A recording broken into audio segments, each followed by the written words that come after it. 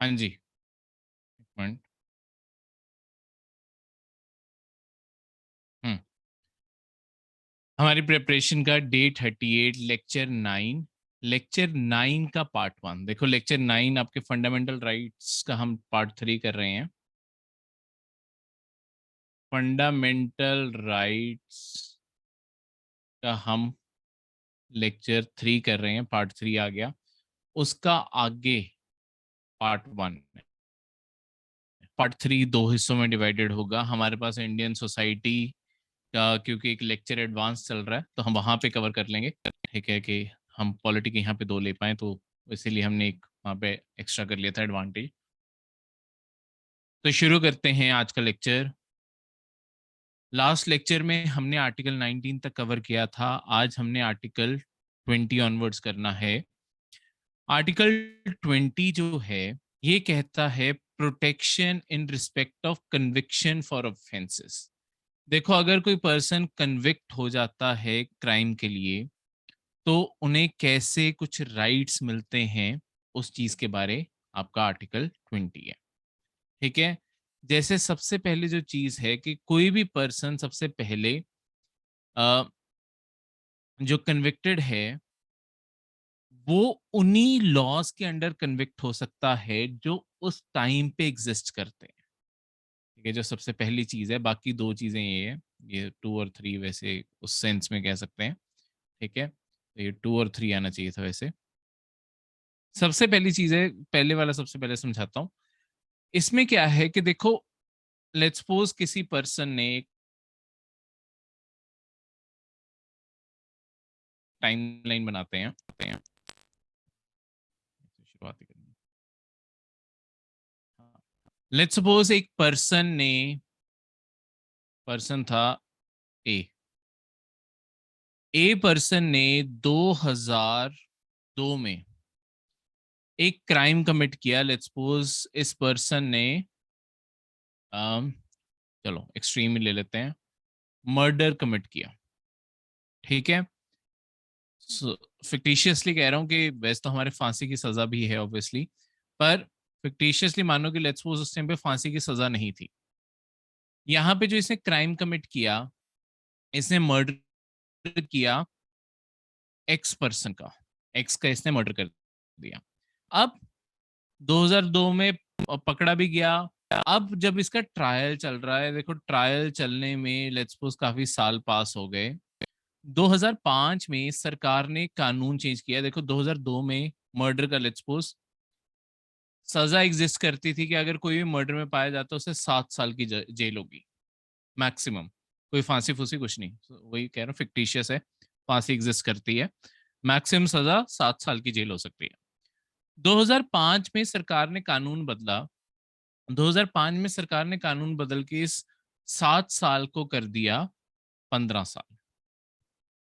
इस बंदे का अभी भी केस सॉल्व नहीं हुआ है, इसका केस अभी भी चल रहा है, सुनवाई चलती जा रही है।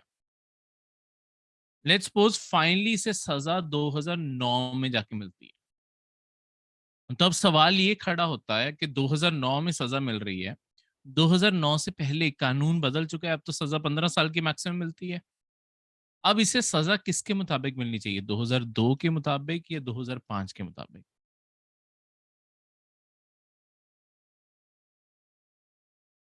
देखो, ये आपका फंडामेंटल राइट है। वो सजा उसे उसी टाइम के मुताबिक होगी जब उसने कमिट किया है। यानी कि अगर इस टाइम पे मैक्सिमम 7 साल की सजा थी, तो जब 2009 में उसे सजा मिल रही है, उसे 7 साल की ही मैक्सिमम सजा मिल सकती है, उससे ज्यादा की नहीं मिल सकती, चाहे उसके बाद कानून चेंज क्यों नहीं हो गया। ठीक है, क्योंकि जब क्राइम कमिट करते हैं तभी का कानून हमेशा माना जाता है। ये जो चीज है ये एप्लीकेबल है सिर्फ क्रिमिनल केसेस पे। ठीक है, ये इंपॉर्टेंट चीज याद रखना, ये आपकी सिविल केसेस के ऊपर अप्लाई नहीं होती। यानी कि अगर कोई सिविल ट्रायल चल रहा है, कोई पैसे को लेके मामला है, कोई जो डाइवोर्स केस होते हैं, मैरिज के रिगार्डिंग केस होते हैं, कोई फ्रॉड केस होते हैं, कुछ भी है, उसमें अगर सजा चेंज होती है वो यहाँ पे अप्लाई की जा सकती है, वो तब भी चेंज हो सकती है। क्रिमिनल केसेस में सजा नहीं चेंज होती। इसी कारण कई बार क्या होता है कि देखो जब क्राइम कमिट हो जाता है उसके बाद हम उस क्राइम के लिए सजा चेंज करने के बारे सोचते हैं। तो जो उस टाइम जिन्होंने क्राइम कमिट किया होता है, जिनके कारण कानून बदला जा रहा है, उन लोगों को सजा उसके अकॉर्डिंग नहीं हो रही होती। जैसे दिल्ली गैंगरेप जो था, उसमें जो माइनर जुवेनाइल के जो कानून थे, उसके कारण जुवेनाइल कुछ सालों बाद आजाद हो गया था, क्योंकि उन्हें उम्र कैद और फांसी दोनों ही नहीं दे सकते। ठीक है, गैंगरेप में एडल्ट्स को दे सकते थे, जुवेनाइल्स को नहीं दे सकते। जुवेनाइल का मतलब जो अभी एडल्ट जिन्हें नहीं कंसिडर करते, बच्चा कंसिडर कर रहे हैं। तो बाद में आपका कानून चेंज किया गया दिल्ली गैंग रेप के बाद, कि अगर कोई सीरियस क्राइम के लिए एडल्ट की सजा भी सुनाई जा सकती है, पर वो पर्सन तो कर चुका था ना क्राइम। पर ये आपके फंडामेंटल राइट्स में ये प्रोटेक्शन तब भी मिल रही है। ठीक है, सही लगे या ना लगे, इस तरीके से। दूसरी जो चीज यहाँ पे है वो है नो डबल जियोपार्डी। अब इसका क्या मतलब होता है कि एक पर्सन को एक क्राइम की सजा दो या दो से बार ज्यादा बार नहीं मिल सकती, मतलब बार बार एक ही क्राइम की सजा नहीं दे सकते। जैसे लेट्स सपोज ये पर्सन ने मर्डर किया था एक्स पर्सन का, यहाँ पे 2000 में लेट्स सपोज एक्स की जो वाइफ थी वाई, उसने केस फाइल किया था, उसने केस लड़ा था, उसने सजा दिलवाई थी एक को। अब बाद में एक्स का एक बेटा भी था एम, ये जब बड़ा हुआ, इसने मतलब वाई ने केस किया था कि मेरे हस्बैंड का मर्डर हुआ है। ठीक है, इसने हस्बैंड की उसमें सजा दिलवाई। ऐसा नहीं हो सकता कि एम जब बड़ा होगा, एम बड़ा होकर कहेगा कि मेरे फादर का मर्डर हुआ था, मेरे फादर के मर्डर की सजा फिर से दो। ठीक है, वो तो उनके हस्बैंड की थी। नहीं, क्राइम एक ही हुआ है ना, क्राइम तो एक बार ही मर्डर कमिट हुआ है, इस कारण सजा एक ही बारी मिलेगी, उस क्राइम की सजा बार बार नहीं मिल सकती। ठीक है, तो इसे कहते हैं नो डबल जियोपार्डी। अगेन ये सजा सिर्फ जुडिशरी के मामले में, यानी कि आप जुडिशरी में उस केस को बार बार लेके नहीं जा सकते। पर जो गवर्नमेंट डिपार्टमेंटल इंक्वायरीज होती हैं, एडमिनिस्ट्रेटिव इंक्वायरीज होती हैं, वो तब भी चल सकते हैं। अब ये चीज का क्या मतलब है, देखो लेट्स सपोज कोई पर्सन करप्शन के केस में पाया जाता है, करप्शन में उसके खिलाफ केस भी फाइल होगा जो जुडिशरी में चलेगा। ठीक है, क्योंकि उसने क्राइम तो कमिट किया है, पर वहीं पे साथ साथ एक पैरेलल केस उसका खुद का जो डिपार्टमेंट है वो भी चला सकता है कि इसने हमारे डिपार्टमेंट के अंदर से ही तो पैसे खाए हैं। तो वो डिपार्टमेंट फिर उसे निकालने के लिए प्रोविजन वो सब कुछ कर सकता है। इन्हें अलग अलग ट्रायल नहीं माना जाएगा, कि मतलब इसे डबल जियो पार्टी नहीं माना जाएगा। ये अलाउड है, क्योंकि डिपार्टमेंट आपको जेल की सजा ये सब कुछ थोड़ी सुनाने वाला है। डिपार्टमेंट फाइन लगा सकता है, डिपार्टमेंट नौकरी से निकाल सकता है, ऐसी चीजें ही कर सकता है। वो अलाउड है, वो बार बार इंक्वायरी भी कर सकते हैं। जुडिशरी एक बारी जुडिशरी एक बारी सजा सुनाएगी, एक बारी सजा हो गई, सजा होने के बाद जब सजा पूरी हो गई, उस सेम क्राइम के लिए कोई दोबारा से सजा देने को नहीं बोल सकता। वो बस मामला वहीं खत्म हो जाएगा बस। ठीक है, उसे फिनिश माना जाएगा। इसके बाद है no self incrimination. No self incrimination का मतलब क्या है, किसी भी पर्सन को अपने खुद के खिलाफ गवाही देने पे मजबूर नहीं किया जा सकता। ऐसा नहीं हो सकता कि आप किसी पर्सन को बोलो कि देखो, मतलब पुलिस किसी को फोर्स नहीं कर सकती कि अपने खिलाफ ही गवाही दो, और कोई मजबूर नहीं, मतलब खुद करना चाहे वॉलंटरी, वो उसकी मर्जी है, पर उसे फोर्स नहीं कर सकते कि तुम अपने खिलाफ ही गवाह बन जाओ। अगर वो खुद करना चाहता है, लेट्स सपोज कोई पर्सन गिल्टी है और वो एक्चुअली मानना चाहता है कि हाँ मैं गिल्टी हूँ, तो वो कर सकता है, पर कोई किसी को फोर्स नहीं कर सकता। इसी कारण आप ज्यादातर क्रिमिनल देखोगे जिन्हें लगता है ऑब्वियसली पुलिस रिमांड में टॉर्चर भी किया जा सकता है पुलिस के द्वारा, तो पुलिस के सामने सारा कन्फेशन बदल देते हैं कि मैंने ये किया, ये किया, ये किया, ऐसे किया, वैसे किया, सब कुछ कर देते हैं। अब जब उन्हें जुडिशरी के आगे पेश किया जाता है, वो मुकर जाते हैं कि जी पुलिस ने तो मुझे पीट के बनवाया, मेरा बयान यही है। क्यों? क्योंकि पुलिस के सामने दिया गया बयान मायने नहीं रखता, और दूसरा, कोई खुद के खिलाफ गवाही देने के लिए मजबूर नहीं किया जा सकता। तो बहुत सारे क्रिमिनल्स यही करते हैं। ये भी सिर्फ क्रिमिनल प्रोसीडिंग्स पे लगता है, सिविल प्रोसीडिंग्स पे नहीं लगता। ठीक है?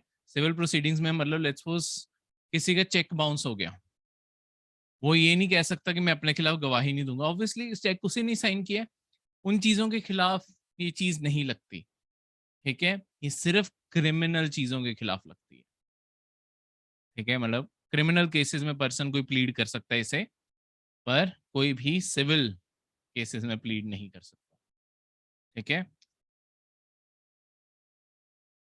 अब नेक्स्ट सबसे छोटा आर्टिकल सारे फंडामेंटल राइट्स का, और जिसका मतलब सबसे बड़ा है, वो है आपका article 21, protection of life and personal liberty. इसका मतलब है किसी भी पर्सन की लाइफ को या उसकी पर्सनल लिबर्टी को, उसकी जो अपनी खुद की आजादी है, उसे स्टेट नहीं छीन सकती बिना procedure established by law, except procedure established. अब इसका क्या मतलब होता है?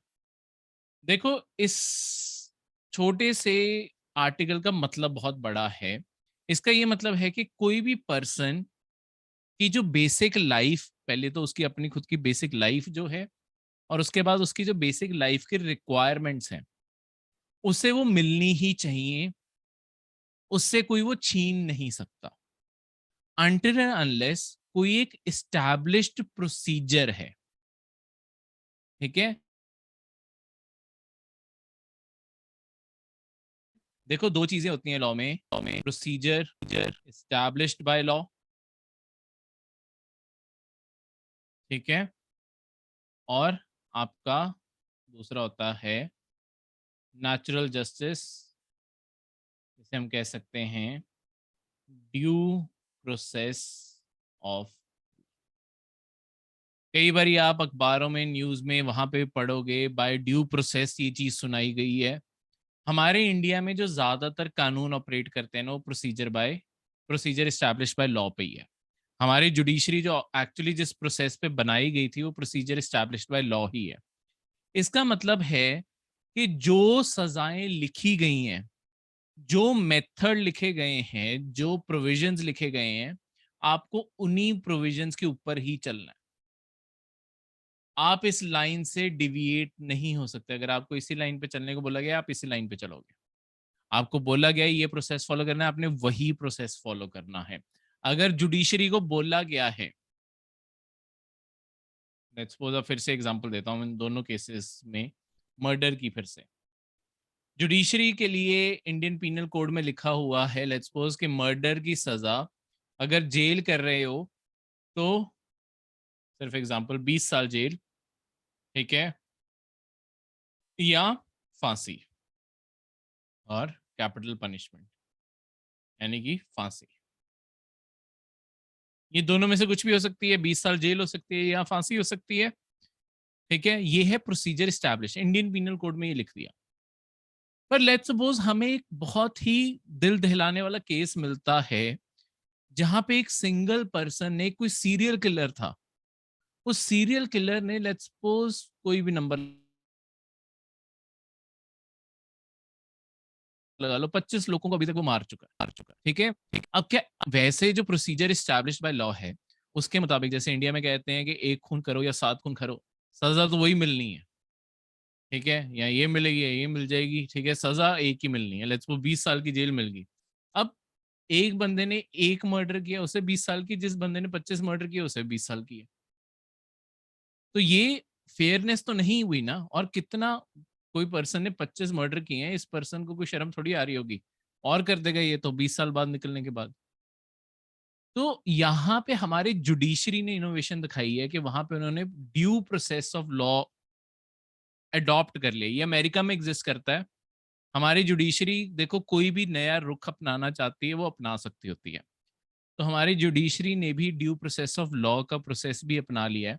इसमें क्या है, अगर कोई पर्सन मल्टीपल मर्डर्स करता है, जुडिशरी उसे मल्टीपल सजाएं भी दे सकती है हर मर्डर की। यानी कि अगर इसने 25 मर्डर किए हैं, अगर उसे जेल भी करनी है, तो उसकी 20 साल की जेल। ऑब्वियसली इतने साल कोई जिंदा ही नहीं रहने वाला, तो एक तरीके से वो पर्सन लाइफ टाइम जेल में रहेगा और वहीं मर जाएगा। ठीक है, क्योंकि इंडिया में ये देखो, अमेरिका में ये प्रोसेस एग्जिस्ट करता होता था कि हर क्राइम, अमेरिका में ये प्रोसेस एग्जिस्ट करता है कि हर क्राइम की अलग अलग सजा मिलती है। तो वहां पे लोगों को आम ही, मतलब ऐसे जो मर्डरर्स होते हैं उन्हें अक्सर ही 100 साल की जेल, 150 साल की जेल, 250 साल की जेल भी मिल जाती है। अब ऑब्वियसली 250 साल को जिंदा तो रहने नहीं वाला, 100 साल भी नहीं जिंदा रहने वाला है क्या। ऑब्वियसली बचपन में पैदा होते ही थोड़ी मर्डर कर दिया।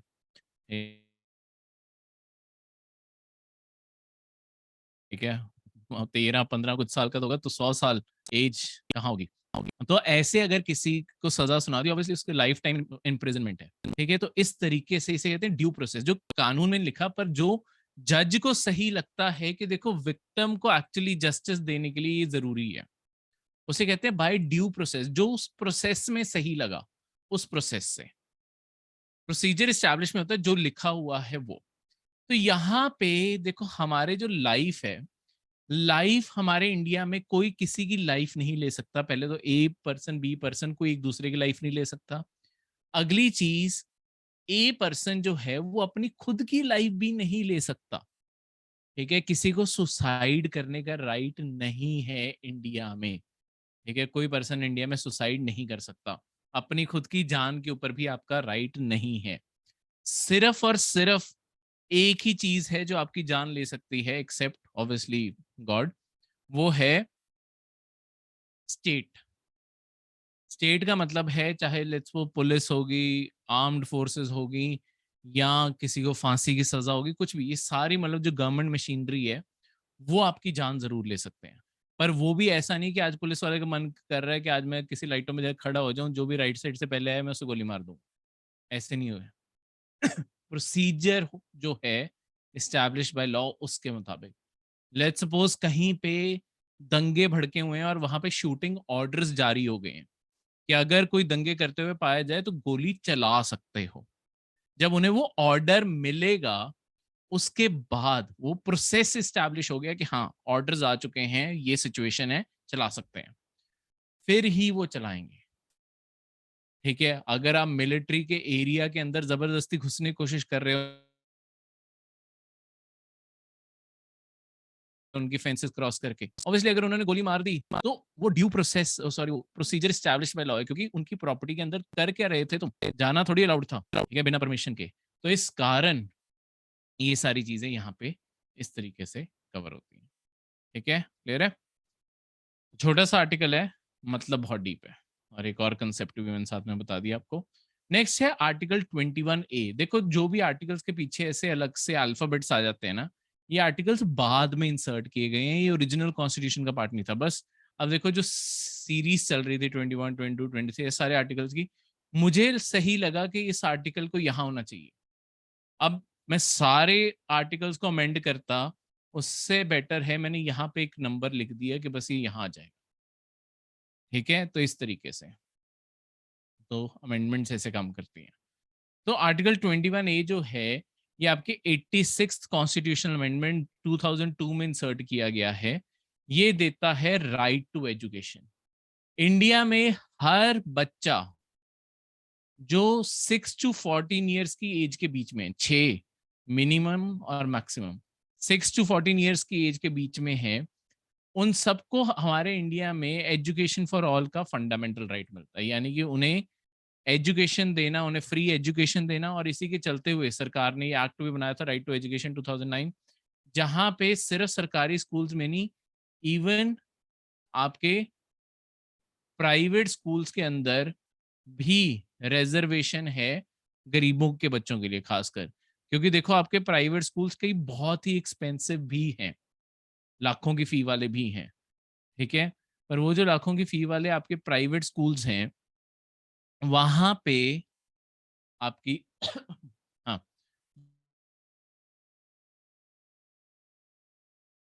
जो आपकी प्राइवेट स्कूल हैं, जो लाखों की फी के लिए शायद अपने बच्चे को पढ़ाना मुश्किल हो, गरीबों के लिए तो बहुत ही ज़्यादा मुश्किल होगा, क्योंकि प्लस को करिकुलर एक्टिविटीज़ खर्चा बहुत है।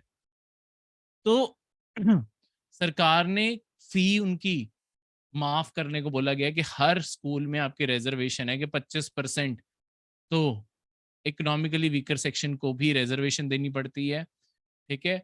उसके अलावा जो सरकारी स्कूल हैं, वहाँ पे तो और भी ज़्यादा फैसिलिटीज़ हैं। सरकार वहाँ पे एजुकेशन भी फ्री दे रही है, यूनिफ़ॉर्म भी फ्री दे रही है, बुक्स भी फ्री दे रही है, ठीक है? सब कुछ फ्री ऑफ कॉस्ट दे रही है ताकि बच्चों को हम पढ़ा सकें। देखो, ये ओरिजिनली हमारे जो पार्ट 4 है कॉन्स्टिट्यूशन का, जो आगे जाके हम पढ़ेंगे, DPSP, directive principles of state policy, उसके आर्टिकल 45 में था कि हमने 6 टू 14 ईयर्स के बच्चों को हमने एजुकेशन देनी है। देखो, जो डीपीएसपी का ये पूरा का पूरा पार्ट 4 चैप्टर बनाया गया है ना, directive principles of state policy, अपनी थोड़ी सी इंट्रोडक्शन इस पार्ट की यहाँ पे दे दूं, आगे भी हमने पढ़ना है, पर यहाँ इसे समझाना जरूरी है। देखो, यहाँ क्यों रखा गया था, आर्टिकल 45 में ये चीज क्यों थी? डीपीएसपी में सारी ऐसी चीजें हैं जो सरकार करना चाहती है। मतलब जब हम आजाद हुए थे, हम सब कुछ करना चाहते थे अपने देश के लिए, पर या तो हमारे पास वो करने के लिए पैसे नहीं थे, पॉलिटिकल विल नहीं थी, या हमारी सोशल कंडीशंस नहीं थी कि हम उन चीजों को अप्लाई कर पाए। तो यहाँ पे जैसे हम इकोनॉमिकली अफोर्ड नहीं कर सकते थे। सरकार के पास 1950 में जब कॉन्स्टिट्यूशन लागू हुआ तब कहाँ इतना पैसा था कि इंडिया के हर बच्चे को फ्री पढ़ा दें। ठीक है, सरकारी स्कूल तब भी ओपन किए गए, पर वही बात है, ओवर द टाइम अगर आप सरकारी स्कूलों की भी एवोल्यूशन देखो, जहाँ पे कभी कोई बेंच नहीं होता था, इवन क्लासेस बिल्डिंग नहीं बनी होती थी, पेड़ों के नीचे क्लासेस लगती आई एक टाइम पे सरकारी स्कूलों में, पर इंफ्रास्ट्रक्चर बना, बेंच आए, करते कराते सरकार जैसे जैसे पैसे आते गए हैं, सरकार ने अपना इस वादे को पूरा किया है। हमने आर्टिकल 45 में जो वादा किया था, 6 टू 14 ईयर्स वाले बच्चों को हम फ्री एजुकेशन देंगे, वो अब सरकार दे रही है। ठीक है, वो इसी आर्टिकल, इसीलिए हमने कॉन्स्टिट्यूशन के अंदर इसे फंडामेंटल राइट भी बना दिया, जब हमें विल होगी कि हाँ, हम इसे करेंगे ही करेंगे। नेक्स्ट है आर्टिकल 22। आर्टिकल 22 राइट देता है अरेस्ट और डिटेंशन में। किसी पर्सन को अगर अरेस्ट किया जा रहा है या डिटेंशन में रखा जा रहा है, उसके पास क्या राइट्स हैं। जैसे कि किसी भी पर्सन को अरेस्ट करने से पहले पुलिस को बताना जरूरी है कि उसे अरेस्ट क्यों किया जा रहा है। ठीक है, दूसरा, जिसे भी अरेस्ट किया जा रहा है उसके पास हमेशा राइट है कि वो अपने वकील को कंसल्ट कर सकता है और उसका वकील उसे रिप्रेजेंट कर सकता है। ठीक है, अगर किसी पर्सन को अरेस्ट किया जा रहा है, चाहे वो मतलब जब भी उसे अरेस्ट किया गया, चाहे वो इंडिया के किसी भी कोने से अरेस्ट किया हो गया हो, उसे 24 घंटे के अंदर अंदर जो आपका कोर्ट है, जो आपका लोकल कोर्ट है उस पुलिस का, वहां उसे पेश करना जरूरी है। जहां पे क्राइम कमिट हुआ वहां के लोकल कोर्ट में पेश करना जरूरी है 24 घंटे के अंदर अंदर। इसमें obviously excluding time of journey. अब देखो, लेट्स सपोज किसी पर्सन ने क्राइम कमिट किया उत्तराखंड में, पहाड़ी इलाका है, ठीक है, तो शायद ट्रैवल करने में बड़ा टाइम लगे। उसके बाद वो जो क्रिमिनल जब पकड़ा गया, वो गुजरात में घूम रहा था। अब पहली बात तो वहां से वहां ट्रैवल करना, फिर पहाड़ों के अंदर ट्रैवल करना, अपने आप में ही शायद पता नहीं कितने घंटे लग जाए। तो ऐसा थोड़ी है कि 24 घंटे जैसे पूरे होंगे, रास्ते में जहां पे भी होंगे, दिल्ली पहुंचे लेट्स सपोज, उसे बोला चलो ठीक है अभी जाओ, अगली बारी पकड़ेंगे।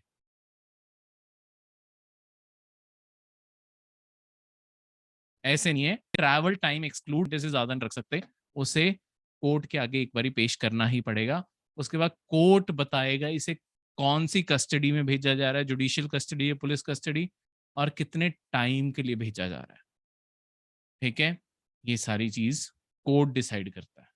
ठीक है, और किसी के पास अथॉरिटी नहीं है, सिर्फ जो मजिस्ट्रेट हैं, जो कोर्ट जुडिशियल मजिस्ट्रेट्स हैं, सिर्फ वही डिसाइड करते हैं।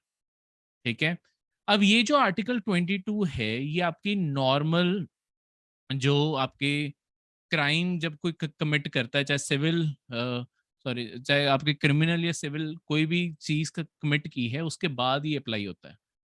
आर्टिकल 22 तब नहीं अप्लाई होता जब आपकी प्रिवेंटिव डिटेंशन हो रही है। अब इसका क्या मतलब है?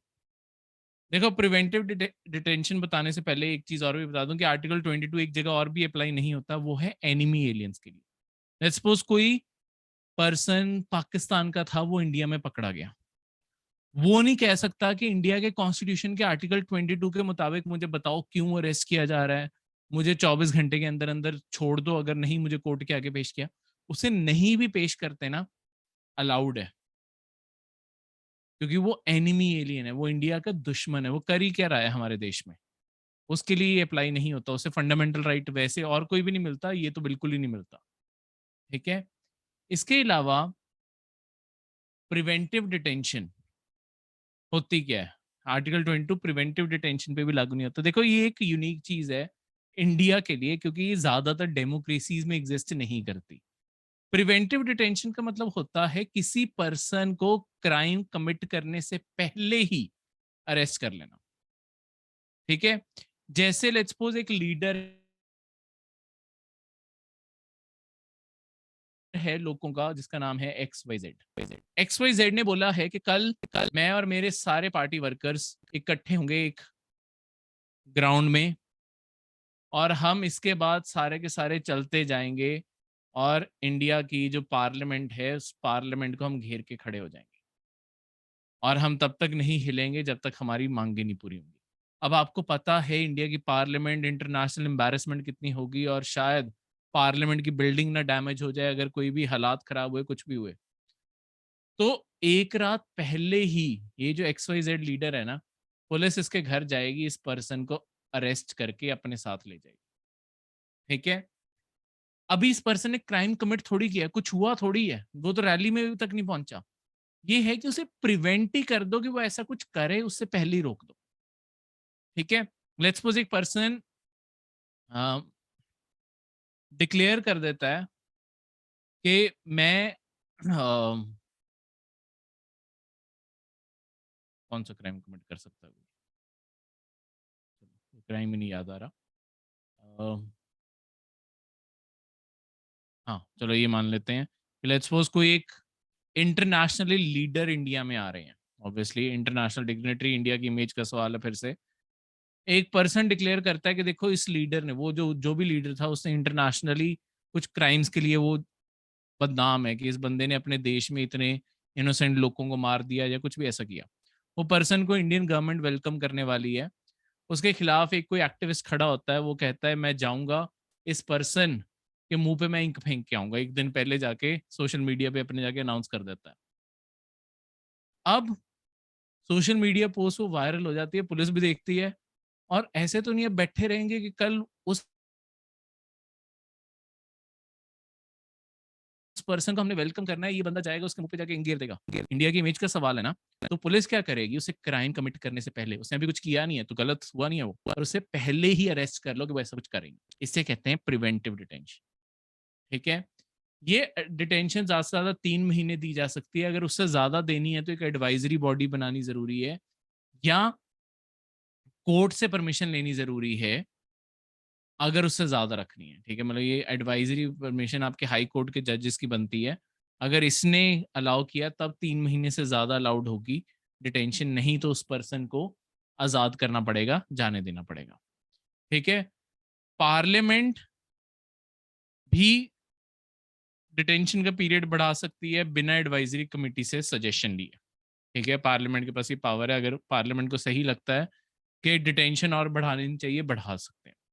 इसका आपको एक और एग्जांपल देता हूं। जब आपके आर्टिकल 370 खत्म किया गया था जम्मू कश्मीर से, तब जम्मू कश्मीर के सारे लीडर्स को प्रिवेंटिव डिटेंशन में डाल दिया गया था। अब उन्होंने कोई अभी भाषण नहीं दिया, कोई रैली नहीं होल्ड की, कुछ बोला नहीं, पर हमें पहले ही पता था कि अगर ये आजाद रहे तो ये बाहर जाएंगे और ऑब्वियसली कुछ ना कुछ भड़काऊ बात कर सकते हैं।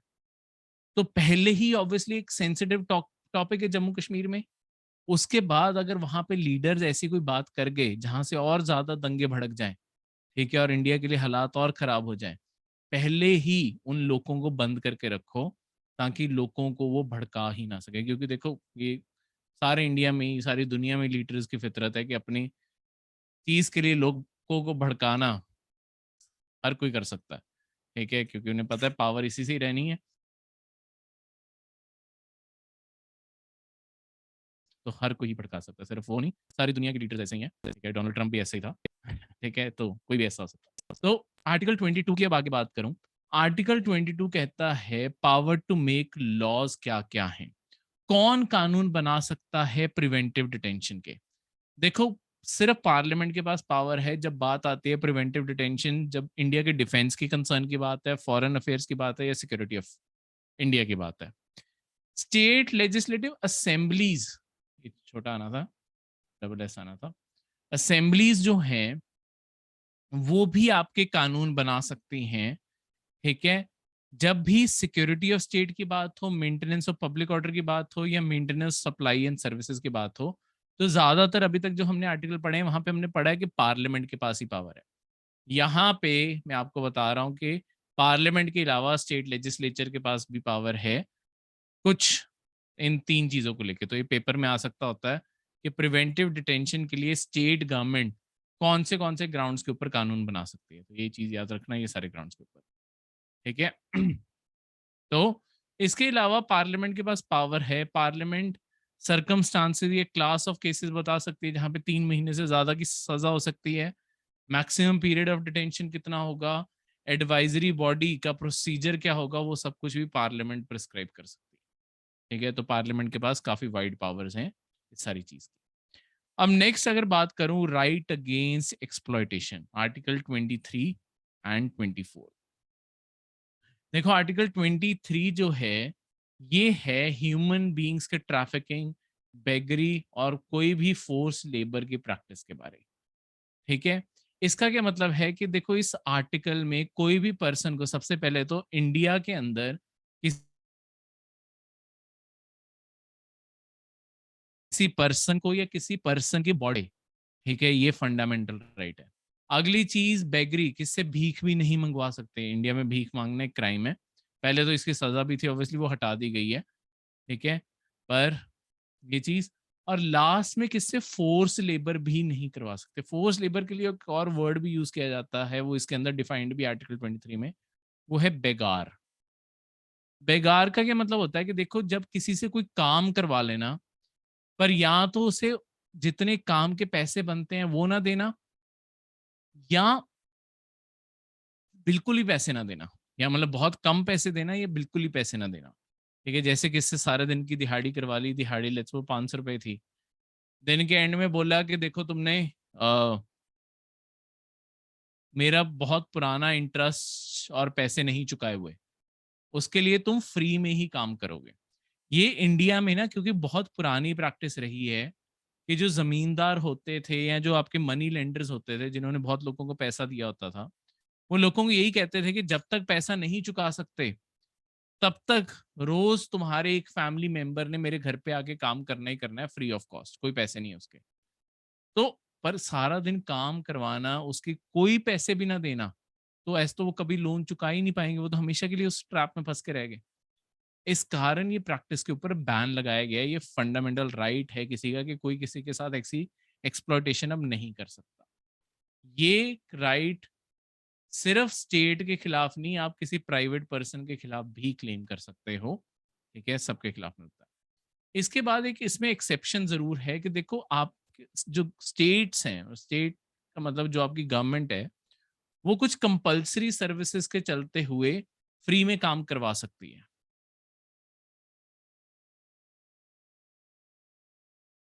ठीक है। जैसे कि लेट्स सपोज कहीं पे कोई नेचुरल डिजास्टर आ गया, वहां पे जितने लोग प्रेजेंट हैं उन सबको सरकार बोलना चाहे कि मदद करवाओ, तो लोग ये नहीं कह सकते कितने पैसे दोगे मदद करवाने के, फ्री में मदद करनी पड़ेगी उन्हें, ठीक है। मतलब स्टेट फ्री में मदद ले सकती है। ऐसे ही डिफेंस ऑफ इंडिया की बात आ गई, सरकार फ्री में काम करवा सकती है।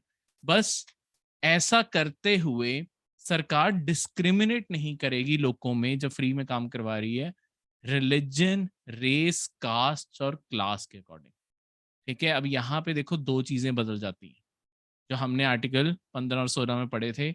यहाँ पे सेक्स नहीं मेंशन्ड और प्लेस ऑफ बर्थ नहीं मेंशन्ड, ठीक है। क्योंकि देखो, जेंडर बेस्ड काम भी हो सकते हैं कुछ, तो ऑब्वियसली सरकार उसमें डिस्क्रिमिनेट कर सकती है। और प्लेस ऑफ बर्थ के बेसिस पे शायद कोई लोग किसी जगह के किसी चीज को लेके सेंसिटिव हो, ठीक है, तो शायद उन लोगों को शामिल ना करना चाहती हो सरकार। इस कारण प्लेस ऑफ बर्थ भी एग्जेम्प्टेड। ठीक है, तो ये दोनों चीजें यहाँ पे नहीं लिखी हुई। एक इसकी जगह जो नया वर्ड है वो है क्लास। अमीर गरीब में भी फर्क नहीं करना। ठीक है, कि ऐसा नहीं है कि कोई डिफिकल्ट काम है, जान जा सकती है, वहां पे सिर्फ गरीबों को धक्का दे दिया, अमीर सारे माफ कर दिए। करवाना है सबको बराबर काम।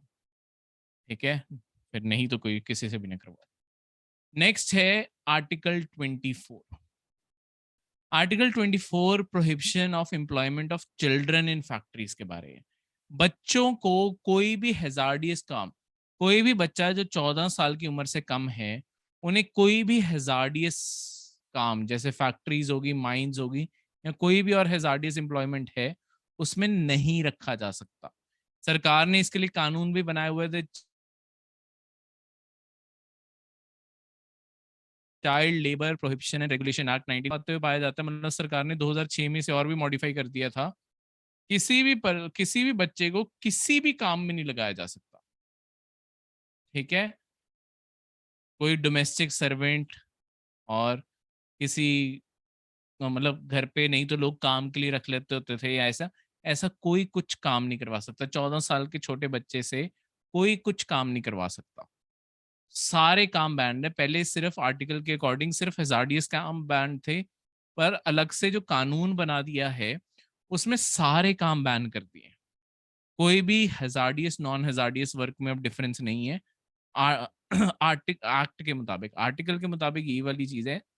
ठीक है, तो एक चीज पर इसमें अलाउड है आर्टिकल 24 में भी और ये 1986 के एक्ट में भी, वो ये है कि बच्चा अपने खुद के फैमिली बिजनेस में काम कर सकता है।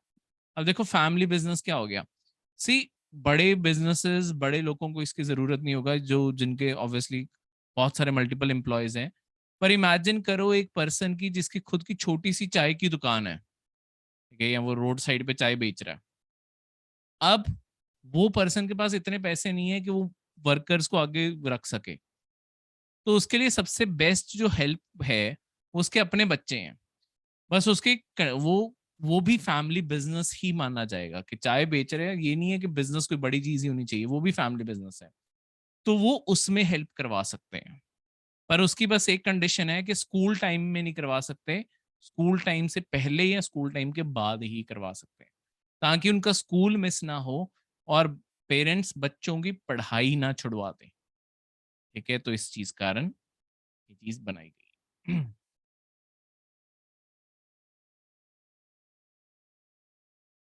नेक्स्ट है आपके राइट तक। ठीक है, देखो सबसे पहले आर्टिकल 25 आता है फ्रीडम ऑफ कंसाइंस।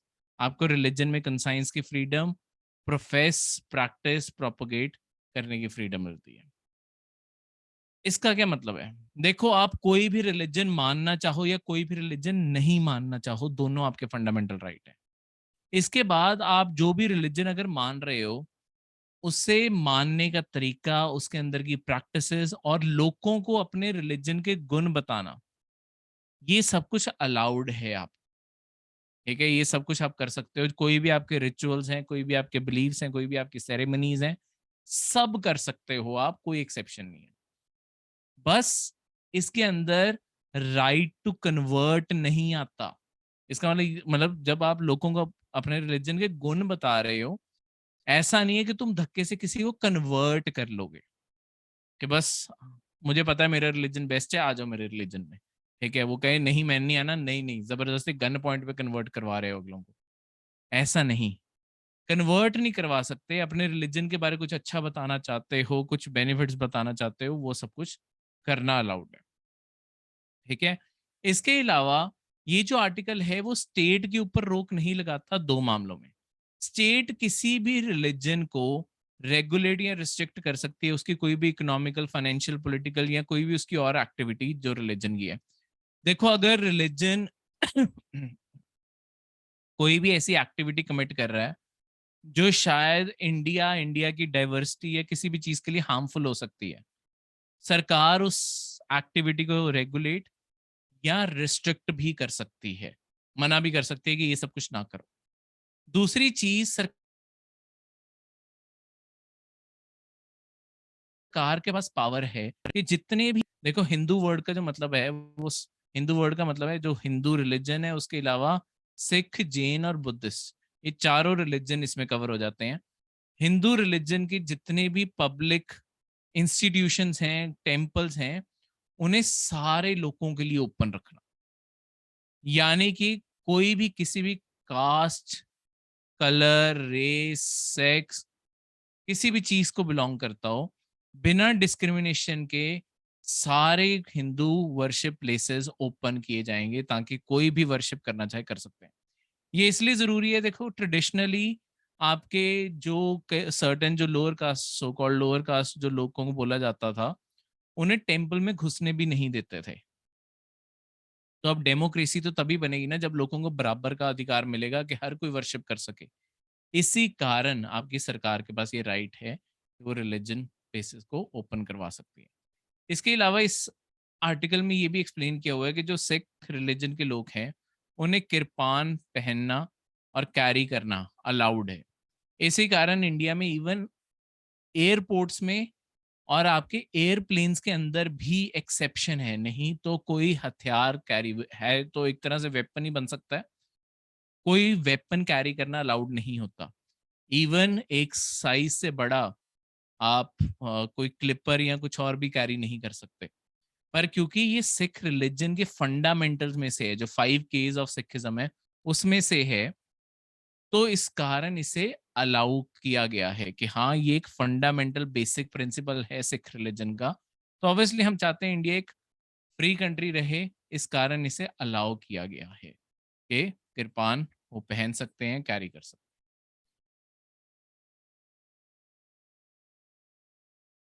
नेक्स्ट है article 26, religious denominations have rights. Religious denominations के पास कुछ राइट्स हैं। क्या राइट्स हैं उसके बारे, देखो रिलीजियस डिनोमिनेशन कोई भी इंस्टीट्यूशंस एस्टैब्लिश कर सकते हैं रिलीजियस या चैरिटेबल करेक्टर का, ठीक है।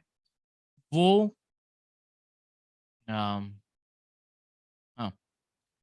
वो मैनेज कर सकते हैं अपने खुद के रिलीजन्स को, रिलीजियस अफेयर्स को जैसे मैनेज करना चाहें। वो ओन और एक्वायर कर सकते हैं कोई भी मूवेबल या इमूवेबल प्रॉपर्टी, जैसे कोई व्हीकल लेना है या जमीन लेनी है, कोई भी रिलीजन वो खरीद सकता है। तो कोई भी आप इंस्टीट्यूशन बना सकते हो चैरिटेबल पर्पस या रिलीजियस पर्पस के लिए, रजिस्टर कर सकते हो उसे। उसके बाद अपने खुद के रिलीजन के अफेयर्स कैसे चलाने हैं अंदर, जैसे रिलीजन के अंदर ही इलेक्शंस कैसे करवाने हैं, या टेम्पल्स, गुरुद्वाराज या किसी भी चीज को मेंटेन कैसे करना है, खुद करते रहो, गवर्नमेंट को कुछ लेना देना नहीं है। उसके बाद कोई भी प्रॉपर्टी खरीदनी है, बस प्रॉपर्टी खरीदो, टैक्स भरो, सरकार को कोई प्रॉब्लम नहीं है।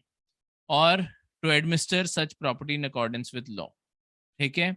कोई भी प्रॉपर्टी के अंदर खुद के कानून कैसे चलाने हैं, जैसे अगर आप गुरुद्वारों में जाते हो तो आपको हमेशा सिर कवर करके जाना पड़ता है। आप ज्यादातर रिलीजियस जगहों पे जाते हो तो ऑब्वियसली आपको अपने फुटवेयर उतारने पड़ते हैं, वो सारी ऑलमोस्ट सारी जगहों पे है। तो आप जिद नहीं कर सकते कि नहीं मैं तो ऐसे ही जाऊंगा। अपने प्रॉपर्टी के अंदर वो ऐसे कानून बना सकते हैं अनलेस वो कानून के खिलाफ नहीं है, ठीक है। कानून अगर अलाउ करता है कि हाँ ऐसी चीजें आप करवा सकते हो, ऑब्वियसली वो अलाउड है, ठीक है।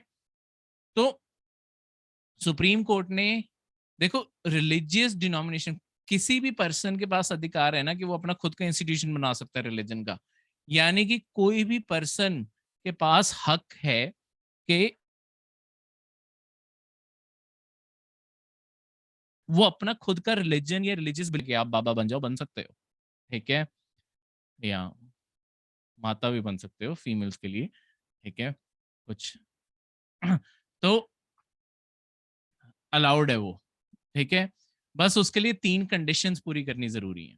सबसे पहले तो कुछ कलेक्टिव लोग हों जो आपके बिलीव्स शेयर करते हो कि हाँ ऐसा कुछ एग्जिस्ट करता है, जो भी आप मानना चाहो, ठीक है। कॉमन ऑर्गेनाइजेशन बनाओगे आप सारे मिलके, अलग अलग ऑर्गेनाइजेशन नहीं। फिर आपकी ऑर्गेनाइजेशन का हमेशा एक डिस्टिंक्ट नेम होना चाहिए, आपका नाम किसी और के नाम से मिलता जुलता भी ना हो, और ऑब्वियसली सेम तो बिल्कुल ही ना हो। ये 3 कंडीशन पूरी करते हो तो आप अपने खुद का कोई भी रिलीजियस इंस्टीट्यूशन, रिलीजन क्रिएट कर सकते हो इंडिया में, कोई मनाही नहीं है, ठीक है। नेक्स्ट आर्टिकल 27, ये कहता है कि किसी भी पर्सन को फोर्स नहीं किया जाएगा टैक्स भरने के लिए, किसी भी रिलीजन को मेंटेन करने के लिए। ठीक है, देखो ऐसा नहीं है कि सरकार टैक्स लगा सकती है कि लेट्स सपोज बुद्धिस्ट इंस्टीट्यूशंस को मेंटेन करना है तो सारे इंडियंस के ऊपर टैक्स लग रहा है, नहीं लग सकता। टैक्स लगाने की मनाही नहीं है, सरकार टैक्स लगा सकती है, पर टैक्स फिर कॉमन होगा, किसी एक रिलीजन के लिए नहीं लगेगा। और उसके बाद अगर ये टैक्स लगता है, ये टैक्स का पैसा किसी एक रिलीजन के ऊपर भी खर्च नहीं किया जा सकता, ये सारे रिलीजन्स को बराबर प्रमोट करने के लिए। मतलब अगर सरकार ने टैक्स नहीं भी लगाया, सरकार की जो खुद की भी कमाई है, जो खुद अभी भी टैक्सेस सरकार लगाती है, वो टैक्स का जो पैसा है वो ऐसा नहीं है कि किसी एक रिलीजन की प्रमोशन में लगा रही है सरकार। सरकार को सारे रिलीजन्स को बराबर इंपॉर्टेंस देनी पड़ेगी। तो अगर आप देखोगे, सरकार सारे रिलीजन के जो फेस्टिवल्स होते हैं और उससे जुड़ी हुई चीजें हैं, वो कहीं ना कहीं सेलिब्रेट करवाते हैं। ठीक है, कोई इवेंट्स ऑर्गेनाइज करवाते हैं, सबके लिए ऑर्गेनाइज करवा रहे हैं, वो खर्च तो टैक्स पेयर्स का ही पैसा है ना। पर क्योंकि सारे रिलीजन्स को प्रमोट करना जरूरी है, इस कारण सरकार सारी चीजें करवाती है। ठीक है, स्टेट किसी भी एक पर्टिकुलर रिलीजन को फेवर नहीं कर सकती। ठीक है, तो ये था आज के लेक्चर का पार्ट 1। मिलते हैं आपको कल के लेक्चर में। Thank you.